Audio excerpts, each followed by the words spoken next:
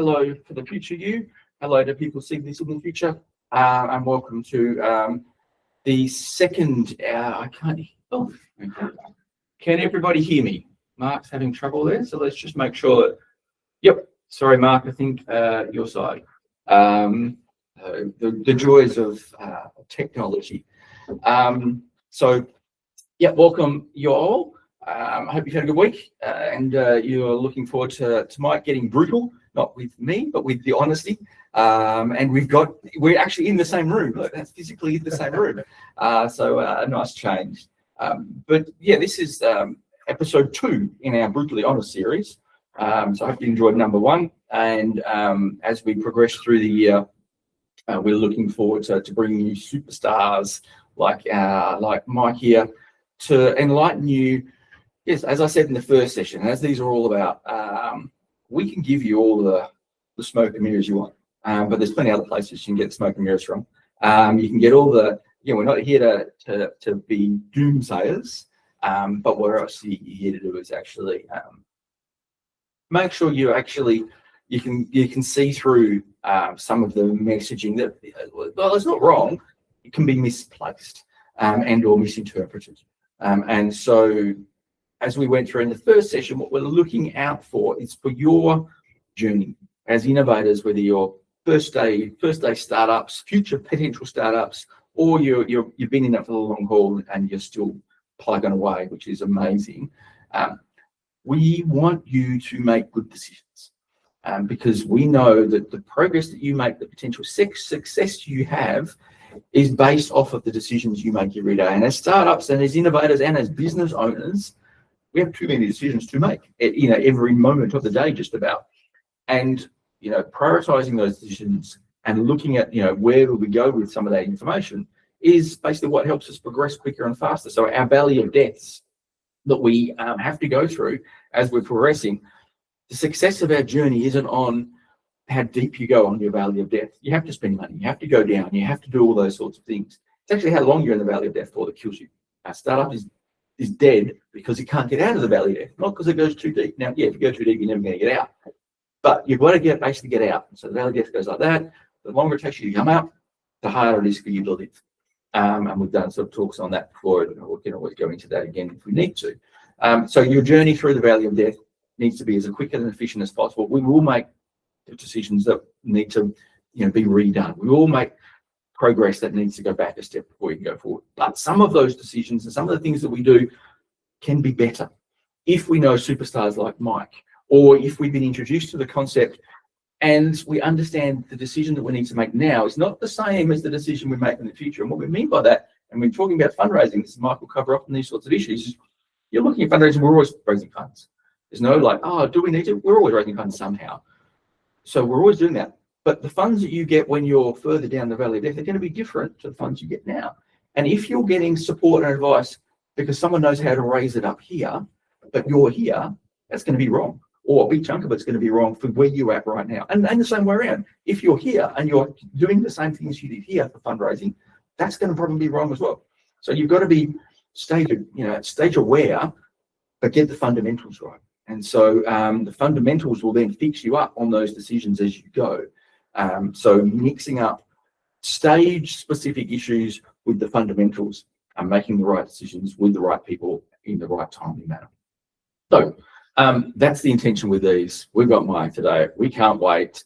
Because we're sitting together, not imaginary, unless it's an AI Mike, that would have been extra fun. So no, he's real. I'm either AI one, he's the real one. So what we're looking for in a few weeks' time will be another deep conversation. A person that we all know, love, and I want to punch in the face sometimes. Maybe he's a good guy, so we won't do that. He's Andy Lamb. So we've got Andy Lamb lined up to come in and give us some of his words of wisdom next time around.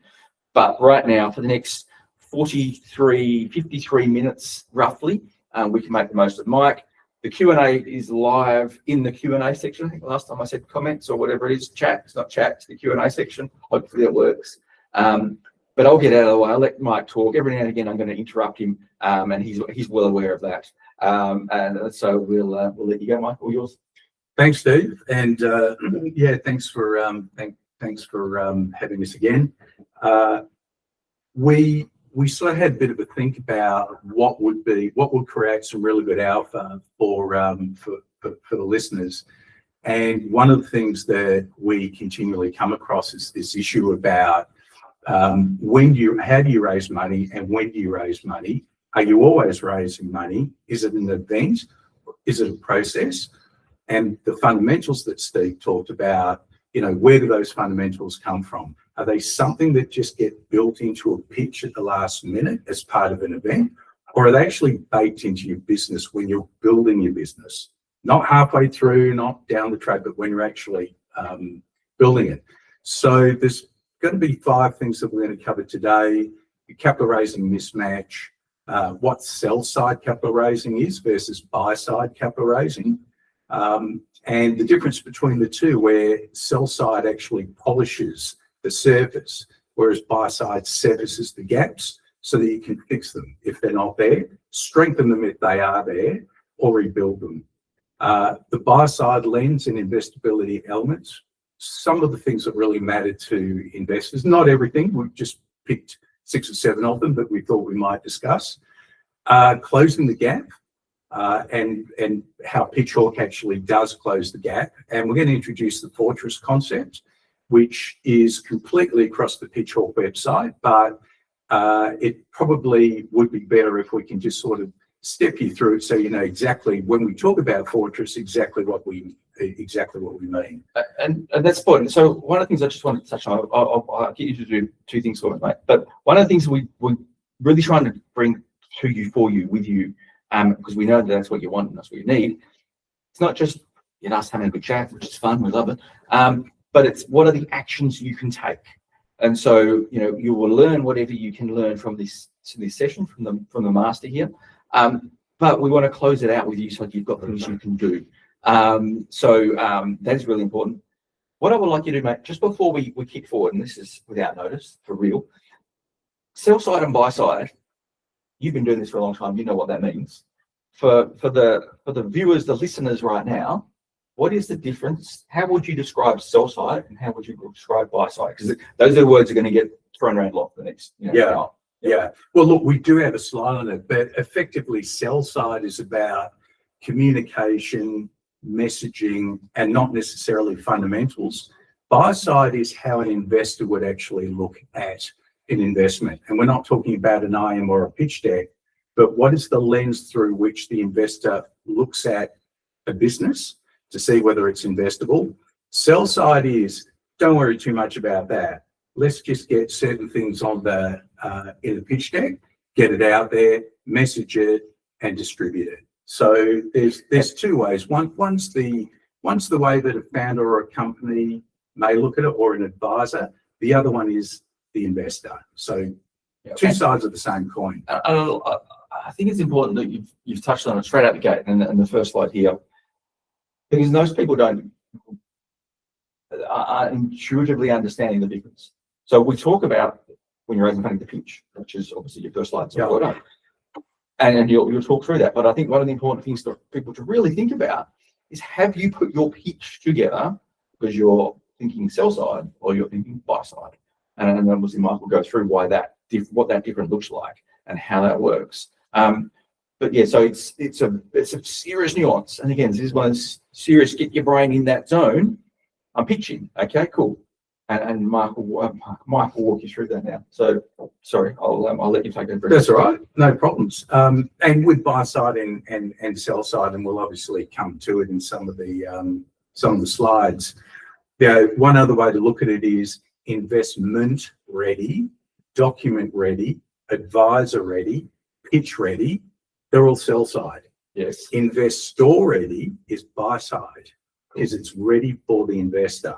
I.e., it's got all the elements in it that an investor is going to look at. And what we're not talking about is damn pitch decks. So just, expunge that term. As Kevin O'Leary would say, take it behind the woodshed, shoot it, and, just get rid of it with prejudice. Yep. The point is that the pitch is the final culmination of all of your work. Whether it's a video, whether it's a PowerPoint presentation or a Canva presentation, whether it's a stand-up, whether it's a pitch night, is irrelevant. What we're talking about on buy side is the business and the investment thesis around that business, not the pitch. So, and that's important. Sorry, I say I'll let you in a minute. What I skipped this time around, which I very bad of me, Mike's bringing this from his 30 years plus of experience in here, working particularly heavily on both sides, but understanding the buyer. So what Mike's talking about and his depth of experience is because he has done the good, the bad, and the ugly for us all around the world on how these deals come together. And so, Mike's wealth of experience is in these deals getting done. And either, the good ones and or the ugly ones that don't get done. So all of this isn't, from one or two big projects that Mike's seen. It's from 30 years of billions of dollars worth of stuff that has gone through. And so apologies for skipping the important part. But this is real, this is live, this is actually money going in and out of people's pockets in all styles of projects. correct. So Yep. So first slide, if you can, please. Magic slide manufacturer. There we go. Okay, so what we've basically got here is the overconfident founder. 10 trillion TAM, clearly you're going to get the whole market. Pre-sign-ups, proof of demand, which we know it's not. Vision becomes hope and becomes the numbers that appear in the pitch deck, which no one believes. And a scale valuation. Well, why? Well, of course, just to keep control of the startup. So with a lot of these, or certainly these first four slides, they're illustrative. So we're just going to kind of, ham it up a little bit just to prove or just to illustrate the point. So that's the overconfident founder. On the next slide. So, and TAM is, just for the people that haven't touched this before, what's TAM? Well, TAM is scam, basically, total addressable market that doesn't really exist. And TAM, we can all make it up. Yep. TAM, SAM, serviceable addressable market, serviceable attainable market, even that can be made up. So your summary of the pitch is basically the dream. Correct. Yeah. So we all want to know what the big picture is. You all want to go, cool, this is we can do billions of dollars and the market's gazillions of dollars, and this is why opium and all this. So you've got the pitch, which is the TAM, and valuations that are amazing, and everyone's going to make bazillions of dollars. Now, again, what we're not doing, what Mike's doing is saying that isn't potentially achievable, but let's just park that as the dream part of the pitch and the pitch. So yeah, exactly. I mean, the clown pitch is not what an investor wants to see, and that's the real point. Investors want to see fundamentals. Yeah. So if we go to the next slide, so we've had the overconfident. We've now got the overconfident founder, the Jedi. We're doing a raise. We've got a killer deck. Oh, must mean you got traction. So you got plenty of customers, revenue coming through, but of course the reality is not quite that. So, and I've seen, you've seen millions of them, seen millions of them. You pick up the pitch deck and it talks about the customers, and you go, okay, cool, these are your customers. And after a little bit of poking and digging, there aren't actually any customers. But you said customers. Oh, I meant that potential or use, and these are my customers, the people I've talked to already. And they're not customers. So again, getting the language and that nuance of, I'm going to put it in the pitch and talk about my market and the customers. Well, way too many buyers. You can see the difference between the clan and the Jedi of making that stuff up. Yeah, and to that point, Steve, you often see that pitch where there's 20 logos. Some of them are proof of concept, one or two of them are trials, the rest of them might have been a phone call. And the problem is that there might be some truth behind it, but investors see it all the time. So the next time they see another page full of logos, it's just like, scroll by too hard. So on the next slide after this, we've got the underwhelmed investor. Looks great, but who's buying? And it's the classic question. I wouldn't call this the anti-pitch. The anti-pitch is usually that one comment that an investor makes that just blows your entire pitch out of the water. It's not quite the anti-pitch, but it is, an example of one of the questions that people are going to ask, like, who's buying? Yeah. What's revenue look Pretty like? easy question. Yeah, Yeah. exactly. Yeah. And I think sometimes the word traction, and if we think about the word traction, every country, every sector within innovation or technology, every city has got a different definition of what traction is. I've even seen ready reckoners where you've got 3 columns. Here's the UK, here's America, here's the rest of the world. For pre-seed, for seed, for Series A, all the different definitions of traction. Yeah. But at the end of the day, we want to know, are people buying it? How often are they buying it? Are they paying for it? Have you got your product market fit? Are they actually paying the price for it? Or is this all kind of hoping? And so on that, and again, if you're a startup, you're a really, really early startup, you won't have any customers. But we can't pretend that we've got some or make it look like we've got customers. So it's getting the reality, and I guess when we talk about the right investor to put it in front of. So if the investor you're putting in front of will only invest in projects that have already got customers, or some like you said, traction depends on the definition of the investor. They can choose whatever definition they want. Well, why are we going to them if you're not in that fit with what they see as the traction that they want, and not pretending that you've got the information that they need to meet the traction that they want? Yeah, exactly. Yep. So yeah, examples of people talking to the wrong investors at the wrong time, or it's just premature. They really haven't built a business. There's no fortress behind it. Yep. We'll come to that a little bit later. Yep. On the next slide, what's the result of all this? The result is market indigestion. And this one was just a classic when I saw it. I was at a networking event. I walked up to this guy, but before I started talking, he just handed me this card. And I don't know, I can hardly see it, but I know what it says. I do not give you consent to pitch your startup to me. And, you know, unfortunately, because there have been so many clown pitches around for so many years now, particularly since the GFC, when billions and billions of dollars was printed, obviously it went further down the risk curve. So the more riskier or the alternative ends of the market, private equity and venture capital, all of a sudden they were in the game pitching for all of this money. Yeah, the problem is that we get indigestion over a period of time, and people just aren't interested anymore. And so it's such a meaningful slide in so many ways, because so W Innovation Calendar, we have obviously all the events and programs and funds that you can poke a stick at that that exist live at the moment. Now there are VCs or whatever that are always ongoing, so they're all sitting out there. But when you think about the comments about being able to pitch to people on the fly, very rarely happens. Maybe angels.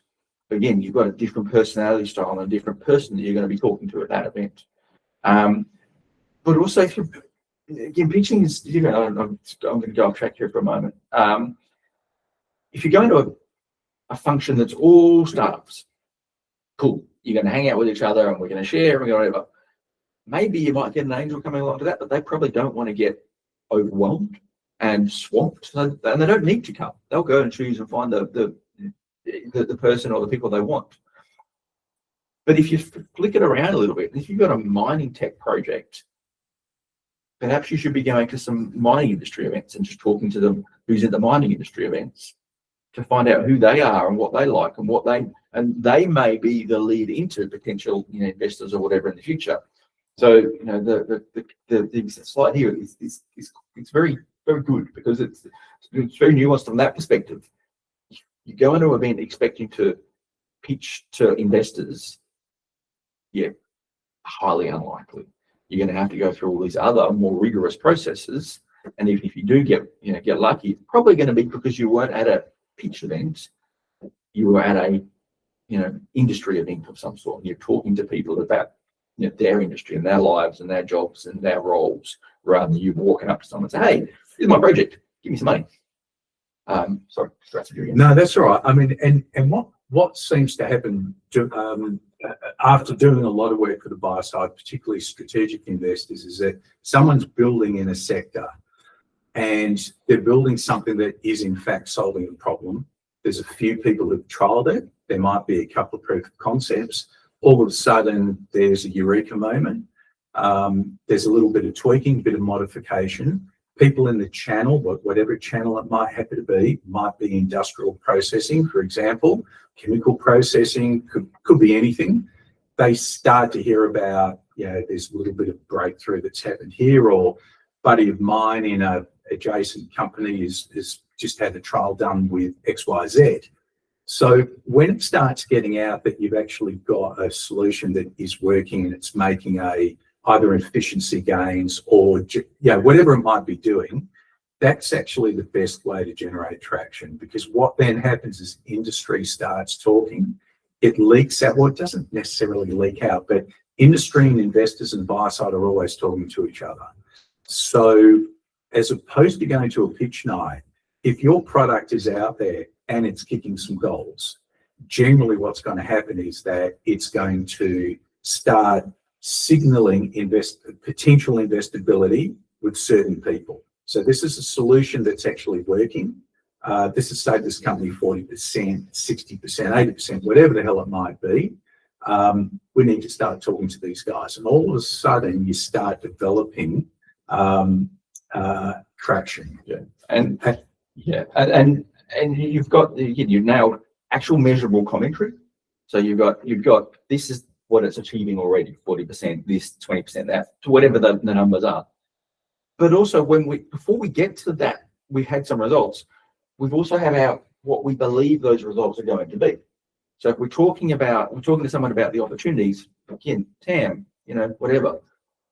No, my projects, my simulations, my trials, my pre-on-site test is demonstrating that we're going to achieve between 10 and 20% because we've done ... Then these are facts. These are comments that don't. When we're talking about the elevator pitch and that sort of stuff, but what is the person who's standing in front of you? They're in the if you're at a mining event, they just want to know about the measurable numbers. They want to know about they know how big the market is. Oh yeah, my product. Tell them that. I know that. It's like no, but I can eventually I can press this goal 2% faster. Ooh, okay, what do you mean how? Well, this is what we've been trialing so far. Okay, that's meaningful commentary. It's 20 seconds. How long was that? 10 seconds. You're talking about walking up to somebody at a mining event. That's what they want to hear. Like, they might be interested then. Not, hey, you know how big the mining industry is, and we can. They know that.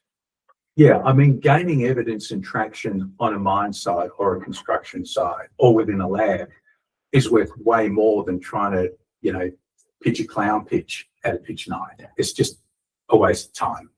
So you can actually make money out of it, like the winning pitch will get X, and that's actually going to help your runway, but you're there for a very different reason. Well, and that's a good point. So it doesn't mean pitch events aren't useful.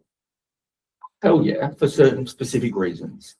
And if the pitch event has got the potential angels in there, and they're only going to be angels, they're not going to be, you can't be expecting to go to a pitch event and get a VC sitting in that room. They don't need to. I've just come back from trip over East. We saw a VC that saw 3,200 deals in 1 year. So they don't need to go to a pitch night to look for a deal. Now, they might get an introduction, whatever it is, but it's unlikely. But if you're going to do a pitch night or a pitch event or a day, whatever it is, just think about what you're actually trying to get out of that. And what are you practicing? What are your asks at that event? So, yes, we're building this business, but the ask at a pitch event might be, I'm looking for a contract that can help us with this. But it's still not a clown pitch. It's a very, very targeted, focused for that ask. So definitely not saying that pitch events aren't meaningful. Like, they can be very, very meaningful. Yeah. But what are you actually pitching for? Just get that tight and get rid of the generic clown pitch. I love it. Cool. Sorry, next magic slide. So let's go to the next one.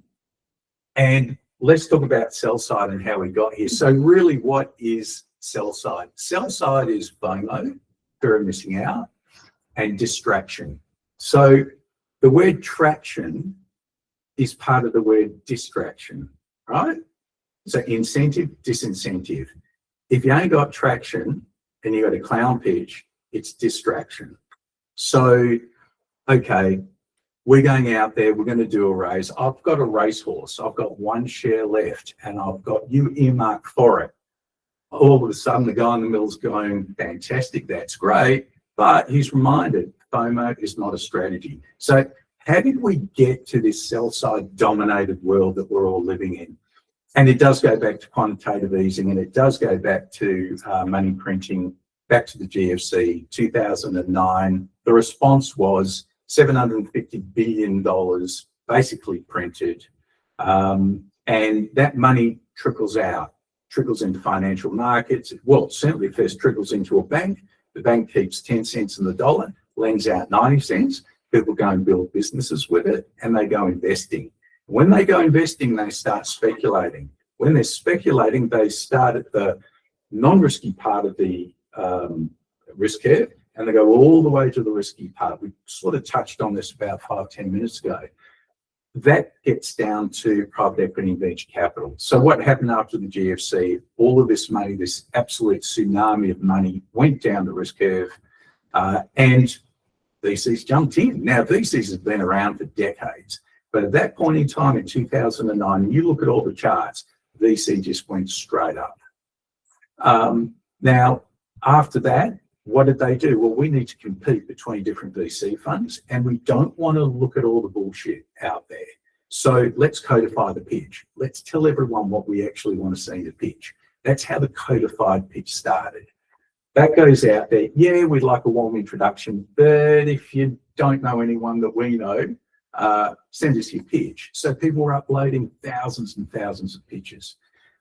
With more pitch decks that came in, they would obviously pick some of those transactions, throw some money in, have some easy wins. Now, it's not to say that it was bad tech. There were some fantastic things that actually grew out of that, companies that are listed now and worth in the zillions. But in a lot of cases, a lot of it was crap. But you're always going to get those early wins. With those early wins, it's, okay, how do we keep the momentum going? How do we see more deals? So in 2013, Y Combinator came up with this thing that everyone knows about now called a SAFE, a simple agreement for future equity. Because apart from conveniently wanting to get rid of a lot of the fundamentals, just give us the key touch points of your startup, they also wanted to conveniently sidestep valuation. Because particularly when it's early stage, how the hell do you value it? So let's just get rid of that problem. We'll have this not debt, not equity, something that sits in the middle as a contract. We'll call it a SAFE. Now, with the SAFE, that really turbocharged deal velocity. Deals were just like, everyone had a startup, everyone had a clown pitch. Now, some of the pitches were really good, but a lot of them were clown pitches.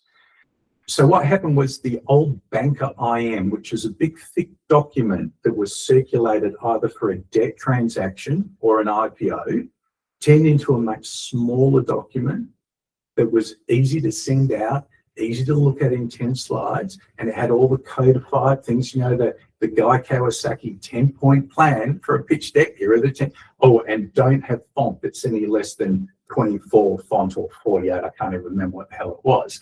Okay, that's all great. I'm not knocking it. I'm just trying to explain how we got here. Yep. So that banker IM document turned into a marketing, sales, and distribution tool. But it also turned into cost recovery. So think about advisors. An advisor's sitting there going, okay, I need to buy the next car or the next boat. I need to get my 6% on that deal plus 3% in options. But that could take 3 to 6 months. So the two things I'm going to do, if I come across a problem in this deal, I'm just going to wallpaper over it, just put lipstick on the pig. And the second thing is, I need some money. So how do I get cost recovery before I actually raise the money? Oh, simple. So let's build an IM. Let's build a financial model with a weighted average cost of capital of 70% that no one believes. No one believes the cash flow either. And let's build a deck.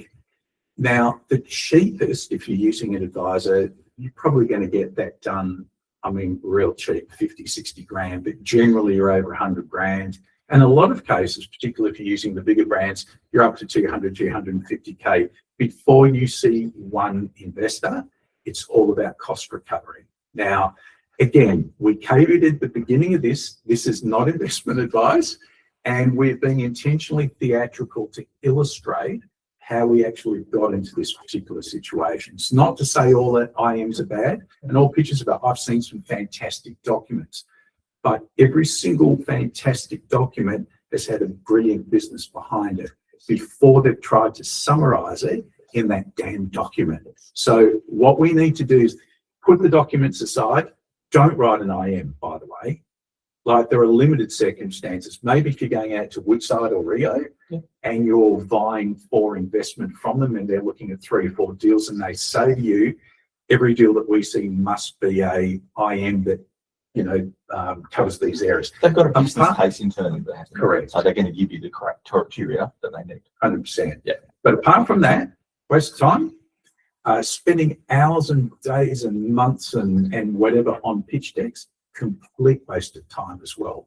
What you need to have is a commercial engine with evidence behind it. That's what it is, a commercial engine with evidence.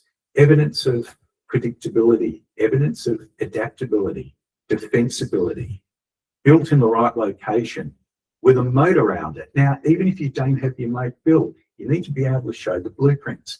Showing the blueprints is not with a clown pitch and a funny coloured hat. So I've got a couple, if I can, just for a moment. Yeah. So I love your timeline because now it just took me back into those moments. The deck, and again, Perth being X years behind the rest of the world with regards to these things impacting Perth truly.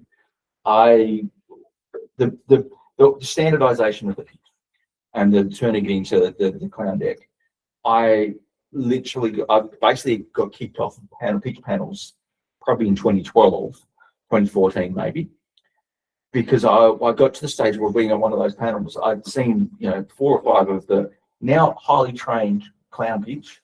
Yeah. I got to the 3rd or 4th one and I literally had to say to the presenter, unfortunately, dude, I have no idea. I'm not an idiot. But that's the same deck as the last 4. Yeah. All you've done is change your TAMs and your whatever. I have no idea what your project is, what your business model is. So this was people were already doing review because they were all just being cut and paste. So like I said, here's the 10 questions, answer these 10 questions, but stand up in front of me for 15 minutes and just waste my time telling me stuff that I didn't. But unfortunately, people are still doing that. So that was 14 years ago probably when I saw those first coming through, and you go, what the hell? And so, yes, there was a real reason they were really useful. Yeah. But then you had people teaching people to pitch because they were getting paid to teach them to pitch. And so like the IM almost. Yep. So buyer beware. So this is service provider startup matching. Pure, and this is again slightly off the IM comment and the all those sorts of things. If you're at a certain stage and someone says, okay, great, let's just fill this in, and that will give you your starting point. It might only be $2,000 or $5,000, and I'll show you how to do that. You go, hold on, are you going to learn about my business, or you're just going to tell me how to fill in a slide deck?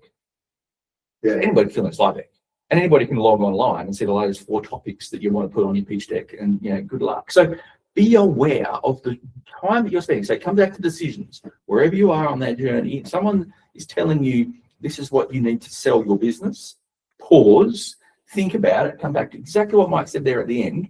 What is my business? A startup, an innovation is about unknown knowledges, unknown technical things, commercial things. When you start your startup, you've got a big long list of things that you think you can do. The product, it's the market, it's the technical results, it's all this, but a massive long list of unknowns. That's your assumption set. And as you progress your startup, the list switches from being unknowns to being knowns. And your traction is that and more things that you take off the unknown list and put on the known list. That's all it is. And within those unknowns and knowns is a business. How much money might you make as a business? When you hear startups being about, it's not about the return, it's about the business opportunity, it's about the person. No rubbish. Yes, you have to be a good startup, you have to be a good person that they can invest in, but you have to have a business. If someone sort of comes along and says, I only invest in people, well, give me some money because I'm a really good person. Like, no, you still have to have a business. And yes, maybe that business might change because you're a good enough person to understand and move with the change.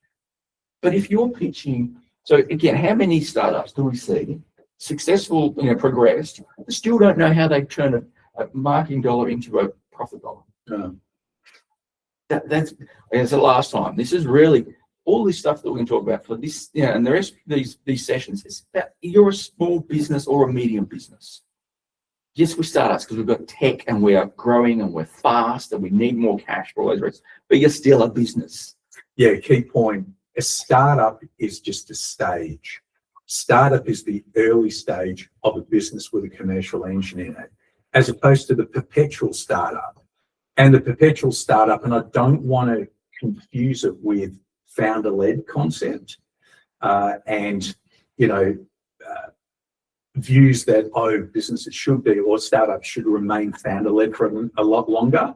And I think that's actually something that comes out of maybe a different part of the world that allows venture capital companies to continually invest Series B, C, D, E, F, G, H, I, J, because every time they're doing that, and they might be doing a secondary or flipping to another fund, people are marking to that valuation and showing an IRR, which isn't quite real.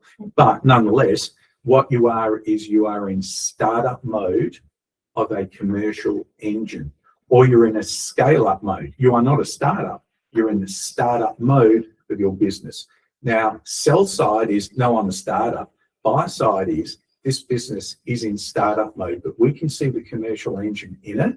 Yep. We've got evidence, actual real. Yep. Now, evidence might, because I don't like the word traction. Evidence is what I like. Yeah. We've got evidence of collaboration. We've got from assumptions to evidence of results. Yeah. So you've got theories about how you're going to have a business. Yep. And then you've got evidence of how close you're getting to that business. And you see it every day, because when you're doing your R&D checks, you're going to the hypothesis, you're going to the testing of it. But also not just from the technical, but from the business. So like, the TAM, we were talking about the TAM is a reasonable, it has some context. Yeah. But what you're doing as you're building your startup to a scale up to a real business is you're turning that TAM number that made up $10 trillion into, oh no, my market is this, because I've spoken to, or I've sold this, and I've now got introduction to the US, and now you're turning that dream TAM number into the actual market target number. Yeah. How many businesses can you sell to next year, and why can you sell it to those using businesses? your installed base and using the installed resources base that you will get from raising the money. But you can't go projecting out 5 years and going, well, that's our market. They do like to see that there's obviously some big numbers, but if they know the industry and the market, they know those are big numbers. So as long as again the investor can see that there is some scale somewhere, it's not going to be the same size for the next 10 years. You're going to grow, but you've got to show them the realism between the next year and the 10 years. Yep, that's fair. Yeah. Sorry, I'll distract you. No, that's all right. So just finishing that one, and how did we get here? We got down to the bank where I am, we got down to cost recovery, and then all of a sudden Reddit, Twitter, crowdfunding came along. And that was, these are platforms for communication. These are not platforms which are diligence tools. They're communication tools, their reach, their messaging, their storytelling. So that supercharged this whole thing. And then obviously percentage fees reward momentum. You want to get to a faster deal close. So your messaging's got to be first rate, your reach, etc. Hence the digital platforms. Now we get to the end of this and we read this thing called the Corporations Act, which used to be called the Companies Code. In the Companies Code, it was section 66. We used to, and I was an equity underwriter many moons ago, and we used to go, there's section 66, which meant an excluded offeree. What does excluded offeree means today is section 708 of the Corporations Act, sophisticated investor, professional investor, lots of definitions around them and what they are, similar to Canada, similar to the US. But what does it really mean? It means exactly this.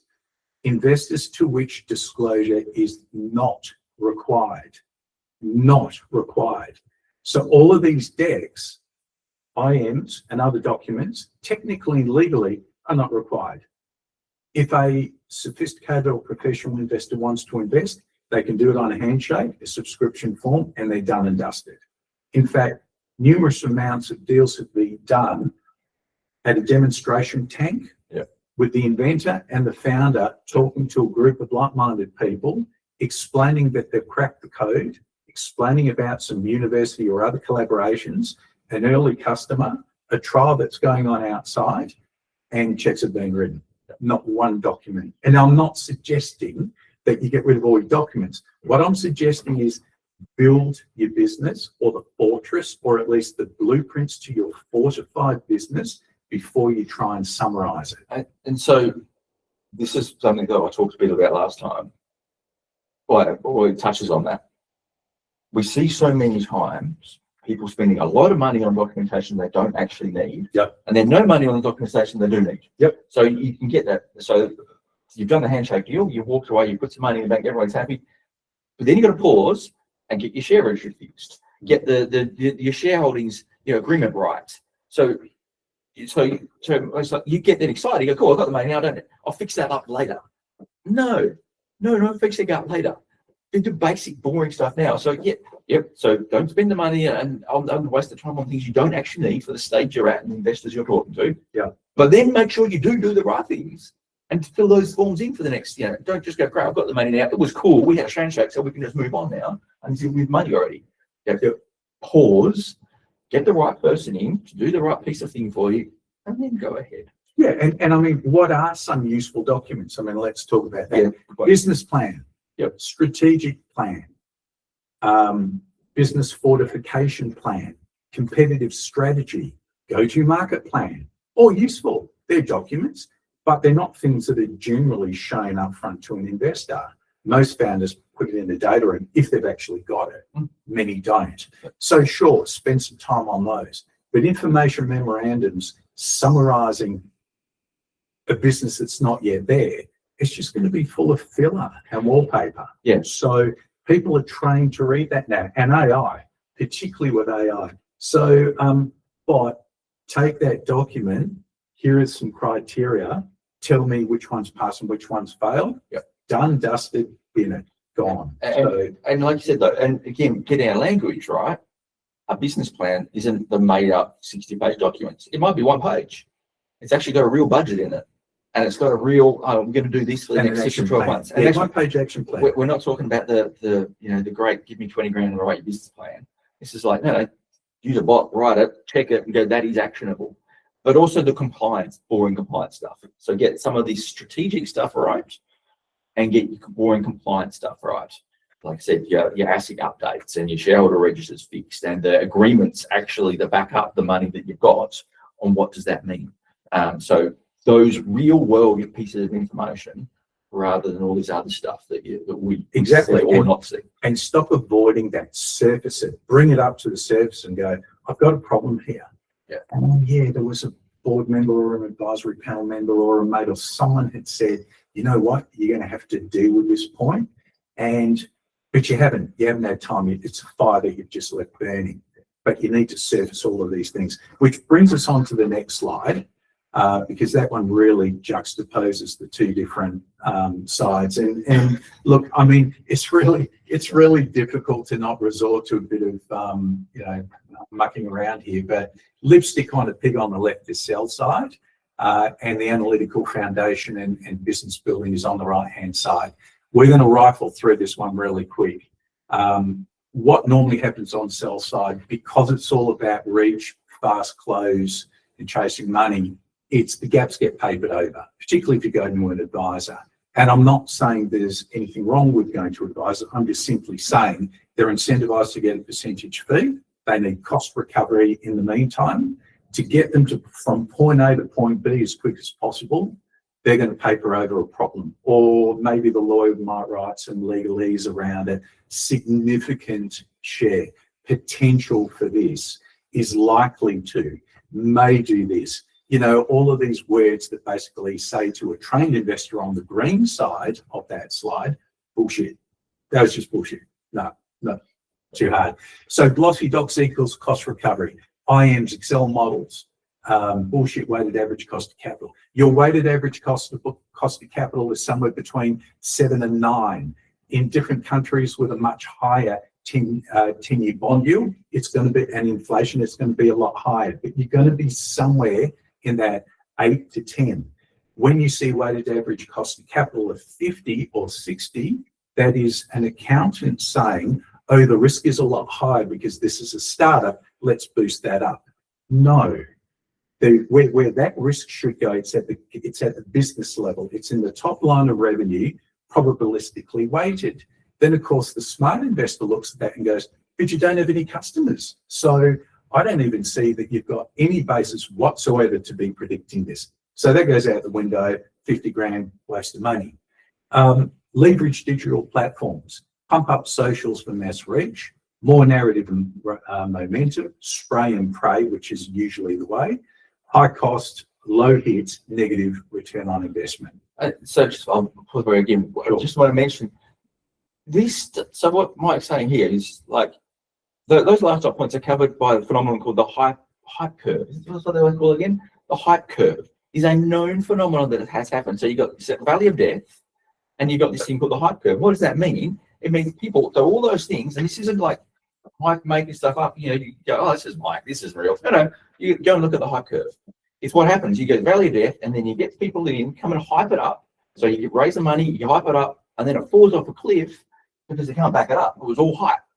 So this is real. Like there are lots of really smart people that come in behind this, and I've studied it for 40 years and gone, no, hold on. Now, it doesn't mean that you can't back up. If you can back up the hype, awesome. But 99% is why there is the hype curve is based off of this. Valley death goes like that. Hype goes like that. You fall off the cliff, everything goes through the floor. Oh, sorry, I get excited. No. Look, and there's in mining, if anyone listening is in the mining industry, pardon me, you'll know about the Lassonde curve, and that one's about the time that you're exploring, you make a hit, share price goes up, you take it to feasibility, you get to that point, it starts dipping down because there's no news flow, there's uncertainty about whether you can get the mine up. All of a sudden it starts to pick up, you get funding in place, yada, yada, yada. These curves are everywhere, they are real, and there are real investors sitting on the other side of this. This is not a spray and pray thing. So if we then say, okay, the blue is your document ready, your advisor ready, your pitch ready, but the green is being investor ready. So it means that we are ready to raise money and the investor is ready to write a check. And what does that look like? Well, that's about diagnosing and rebuilding any problems that you've got in your underlying business before an investment thesis before you try and summarize it. So you need to pressure test your fundamentals. Goes back to the important documents that we were talking about: business plan, strategic plan, GTM, board matrix, all of those sorts of things. Identify your commercial engine. Are we making money? Is this thing going to make money? Where is the evidence of that? So hold you a second. I apologize. I keep doing it. But that's right. That one there, identify commercial engine. So when we're talking to startups at any stage, again, we mentioned the value of death. If you don't know the value of death, come back later. When you start your startup, your business, you've got an objective of how much money you're going to make. If you don't have that objective of how much money you make, stop, pause right away, and reassess your life, because you're starting a business. It has to make money. So you got to make money, which is the commercial engine. And making money is on how much am I going to sell, how much it's going to cost me to make it, how much profit I'm going to make, and all the other complications. But that's it. Now, if you go by a TAM and go, cool, our TAM is this, $10 billion. That's not your commercial engine. That's your market opportunity. Yeah, it's a good point. Yeah. Your commercial, and again, as you progress, traction is evidence, is fact. You go from, I think I can make this much money based on these assumptions and my understanding. And as you're progressing, you're basically proving it. What does the product work? Can I sell it? Is the price point? Blah, blah, blah. So your commercial engine is getting more and more and more factual. And then you're basically then just tweaking. Again, okay, now I can make more profit because I know how I make profit now. Well, I'll make a loss, but I can make profit based on these facts. I can't stress enough. That one dot point there is what kills just about every startup we deal with, because they deal in, again, I love a dream. We've got a dream that we're going to make it big. You've got to have your hopes and your dreams. But behind your hope and your dream is a commercial engine. And if you don't know what that commercial engine may or may not look like, again, the investors, it's not a real pitch. It's a pitch. It's not something to give me. You can't tell anybody, and this includes yourself. You're the most important investor. You can't tell yourself what your commercial engine may or may not look like. Pause everything else you're doing and come back to that fact. If you don't know how to do that, that's fine. Pause everything else you're doing and go and find someone that actually can explain to you how you make money in a business. What does a budget look like? And how do I convert my dream of a technical opportunity and a market opportunity to a commercial engine pause. It is the only thing you have to worry about right now. And every day, every week, every month, you reassess your business's progress. It should be coming back to the commercial engine. And is my commercial engine still viable? Has something happened in the world or in my technology, in my progress, in my marketing engine that blows up my commercial engine? And these are the Walking Dead. These are the zombies. These are never-ending startups. Unfortunately, don't want to look at the reality of the commercial engine. And they keep going, oh, cool, we'll keep changing it. That's fine. Keep pivoting to your heart's content. But is there a commercial engine inside this somewhere? And, am I, taking a risk that is actually worthwhile? Because if you're not knowing that, why would an investor want to know that? Sorry. No, and great point, because there's a couple of elements to it as well. What Steve was explaining is the unit economics within the commercial engine. What's your cost? What are you selling it for? Is there a decent enough margin for you to continually do this for a long period of time and yet still be out there at the relevant price point for the person buying your solution? But on top of that, what else does an engine do? It accelerates up hills. That means you've got to push the pedal. And the moment you push the pedal and squirt the petrol, because I'm not into planet killers, I still like petrol engines, but anyway, we won't talk too much about that. So once you push the pedal down, you've got to understand, what does that mean? Now, that could mean, if you're a non-software company, equipment, more people, more suppliers. Okay, so how does your engine behave when you push that accelerator down? Is it what we call scalable? Can you actually grow the thing, access some of those, the TAM that we've been talking about, access those customers, gun your engine up the hill without increasing your fixed cost base? That is the key. Can you do it so that when you're squirting that extra bit of petrol, it's a variable cost, and it's not that, it's not that much, but it may be equipment. So that comes down to financing. How the hell are we going to finance this equipment so that when we do push the engine, we're not going to crowd out our unit economics? In other words, can you prove you've got the right unit economics within a commercial engine that when you push down the accelerator, you can scale? Scale is not about going from 20 million in revenue to 100. Yeah, I mean, it kind of is, in the sense that if your unit economics aren't done properly, and if it's not scalable, you'll never get to 100.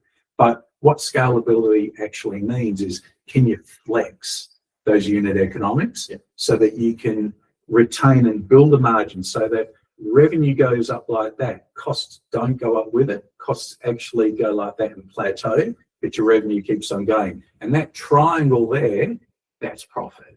And that's where your value, depth, success comes from. So you talk about value, depth, and you go, cool, now I've crossed over and I'm making money. You break even probably means you've still got to recover all the money you've spent to get to that point. So you go, cool, we're going to be profitable here. And you go, okay, cool, you're going to be, $100,000 profitable in 2 years' time. Awesome. But it costs you $10 million to get there. So hold on, why am I going to put $10 million in to make $100,000 profit in 3 years' time? That's what the investor's looking at straight out of the gate.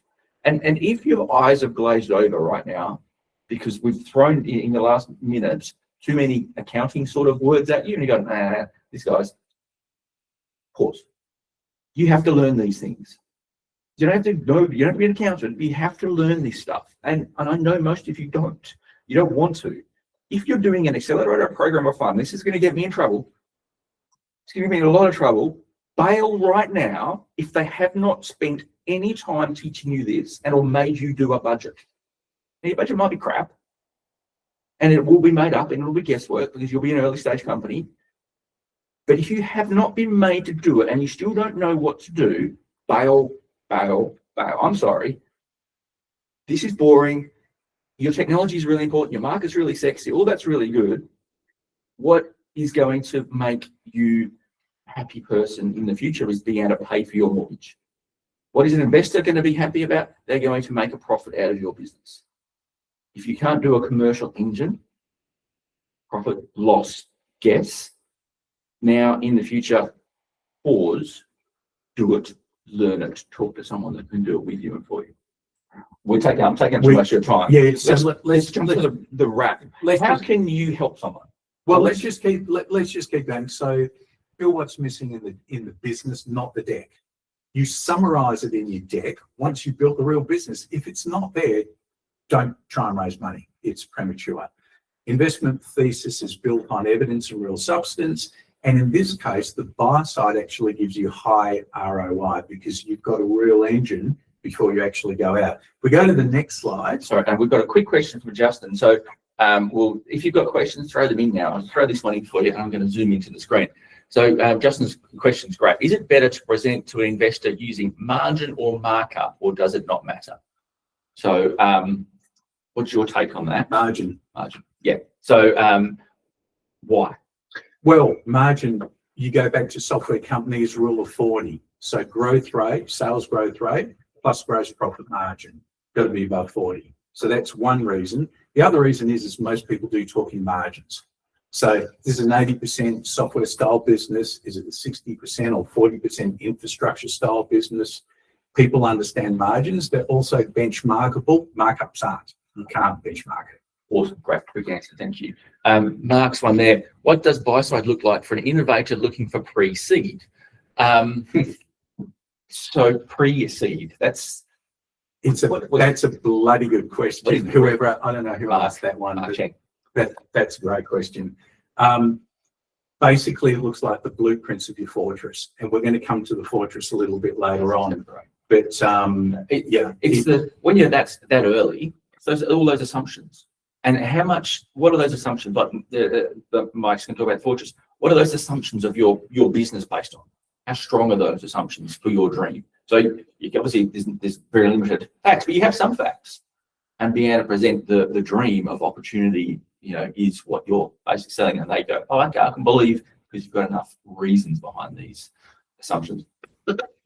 So we're possibly not going to have... How about, I would like actually everybody to know how you can help and why that's important. So if we jump to... Sure. Let's go to the next slide. There we go. Because this one talks about what you should be building. And at Pitchhawk, which is my business, we teach founders how to think about their business as though it was the mightiest fortress in the land, the one that dominates everything.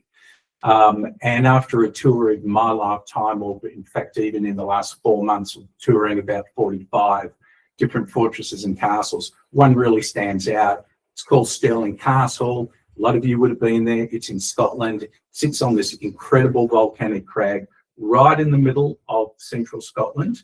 And it is the point in between the Scottish Highlands, the lowlands, and it's the lowest crossing point on the River Forth, which is where those two white arrows are going. But every fortress, or a strong dominant fortress, needs to have certain things.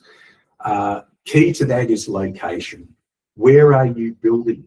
What market are you building in for what customer, using what solution to solve what problem? These are all connected concepts. You can't just do the clown pitch and go, here's my problem, here's my solution. That's not what it's about. What it really is about is, how do we connect them all and demonstrate that you're building in the perfect location?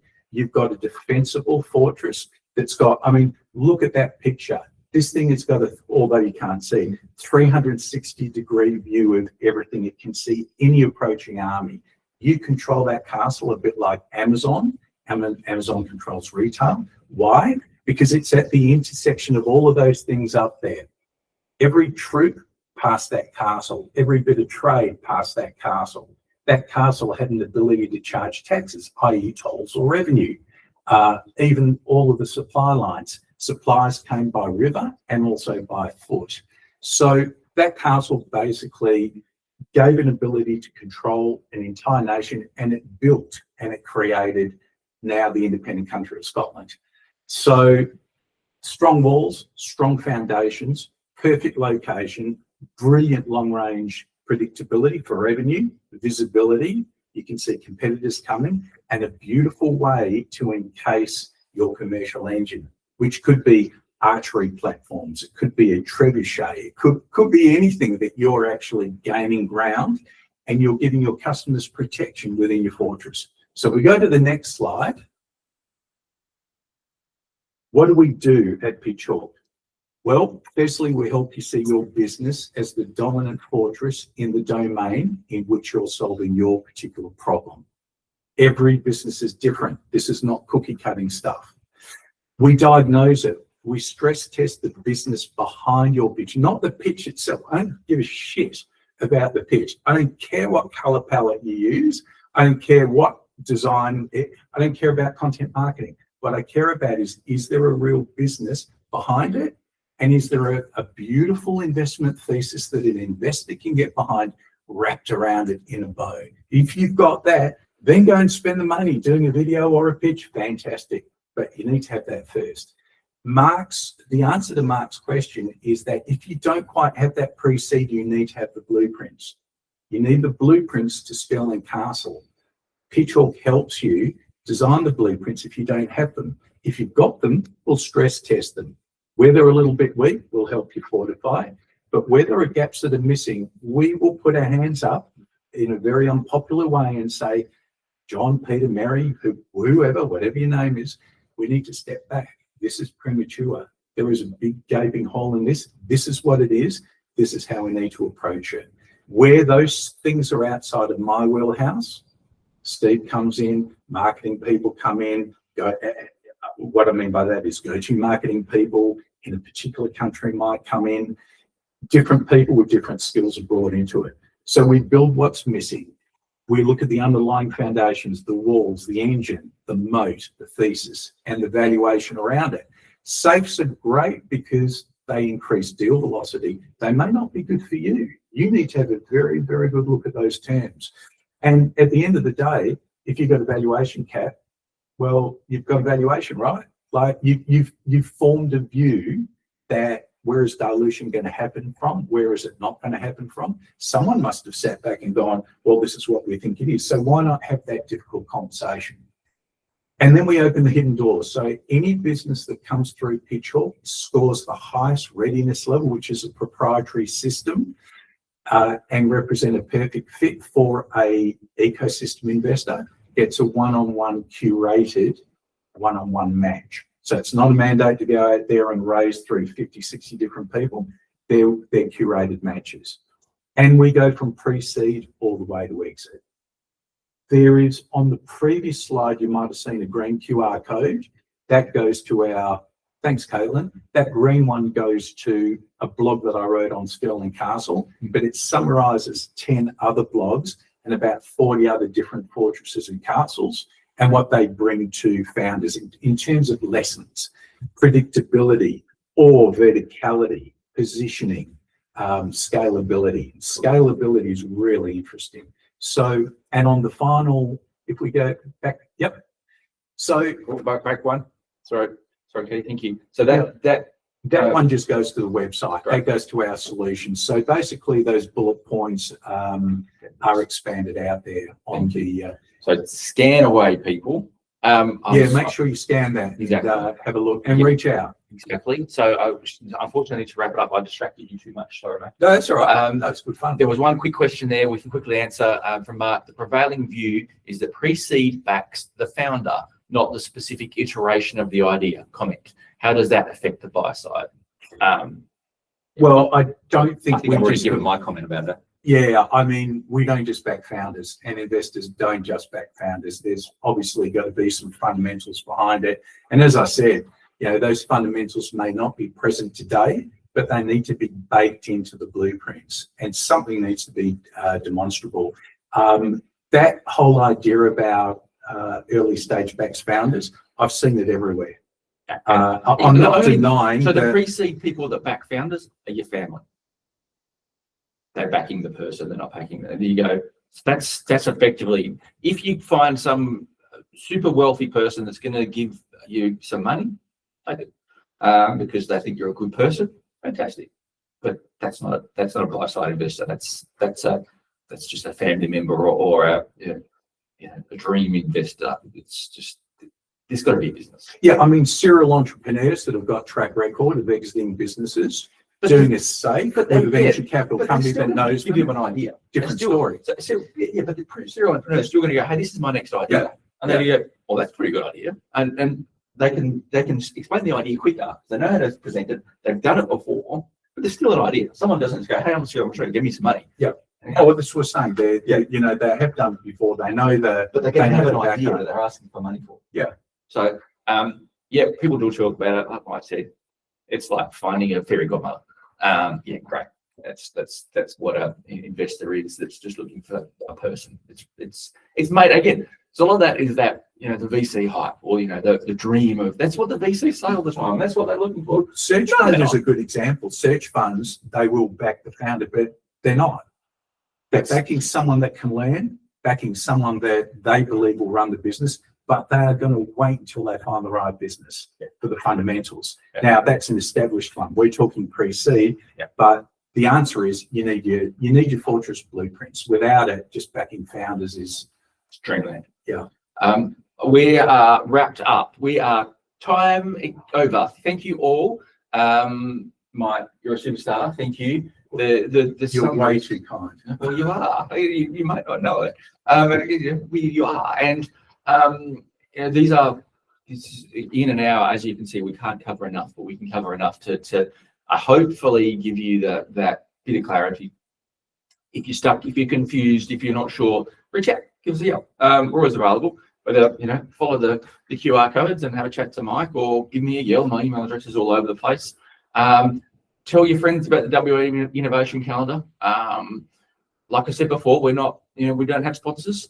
So if you know a fairy godmother that wants to sponsor an idea or a person, then give me a yell, because in the WA Innovation Calendar, I need one of those founders or investors. But otherwise, we're here for fun, and we're here to basically take the smoke and mirrors away and hopefully get into some of those facts. So that was awesome. Thank you so much. Sorry we ran out of time. Thank you for logging in, everybody. Have wonderful weekends. Come back very, very soon. Keep an eye on the next one, because our man, Andy Lamb, will be sitting in the hot seat with me, and we'll be having a great chat. So have fun, everybody. Take care. See you soon.